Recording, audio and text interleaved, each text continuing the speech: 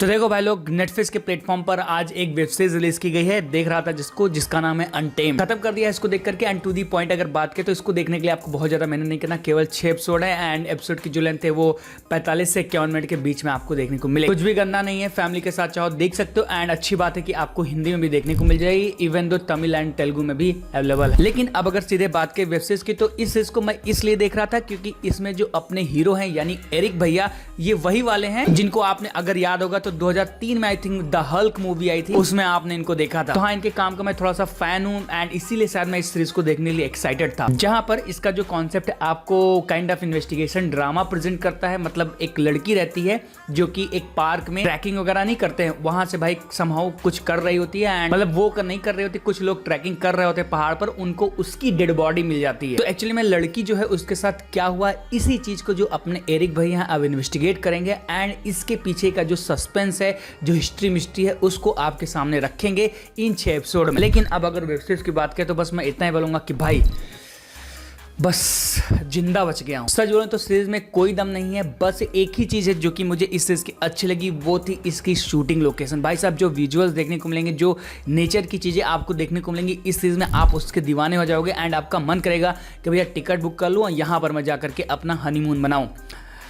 समझ रहे हो? बस शूटिंग लोकेशन को हटा करके इस सीरीज का जो स्टार्ट था वहां पर मुझे लगा कि हाँ भाई कुछ अलग करने की मेकर्स ट्राई कर रहे हैं मर्डर मिस्ट्री के पॉइंट ऑफ व्यू से। लेकिन भाई साहब उसके बाद जो पकाया है ना, जो पकाया है कि भाई आपकी जो एक्स या फिर जो भी गर्लफ्रेंड होगी ना, वो भी आपको उतना नहीं पकाएगी जितना इस सीरीज के मेकर्स ने आपको इन 4-5 घंटों में पकाया है। सीरीज में भाई कोई थ्रिल नहीं है, कोई इंटेंसिटी नहीं, कोई एक्साइटमेंट नहीं, बस चले जा रही है। मैं सोच रहा हूँ साला कब खत्म होगा, कुछ तो भाई मेकर्स दिखा दो जिससे कि मुझे एक्साइटमेंट आ जाए। तो जानते हो मेकर क्या करते थे, हर एक एपिसोड के 3 से 4 मिनट में भाई मेकर्स को याद आता था, ओह शिट इसमें तो किलर भी है एंड किलर तो भाई मारना भी तो पड़ेगा लोगों को। तो भाई एक एक करके हर एक एपिसोड में आपको किसी की डेथ दिखा दिए या कुछ ऐसा क्लू डाल दिए या कोई ट्रॉमा डाल दिए जो कि आपको लगेगा भाई अब शायद अच्छा हो जाएगा। लेकिन जैसे अगले एपिसोड में आप जाओगे भाई, उसके बाद फिर बोरिंग ड्रामा, फिर कन्वर्सेशन, यही सब चल रहा था भाई। सीरीज बोर हो गया भाई कसम से देखते देखते। तो खैर, अगर आपको clichéd average time pass series देखना है, मतलब मर्डर मिस्ट्री के नाम पर आप कुछ भी देखना चाहते हो, आपके पास कुछ भी अच्छा देखने के लिए नहीं है, तो मन करेगा अपने एरिक भैया के लिए एक बार ट्राई कर सकते हो। अदरवाइज मैं हाईली रिकमेंड नहीं करूंगा,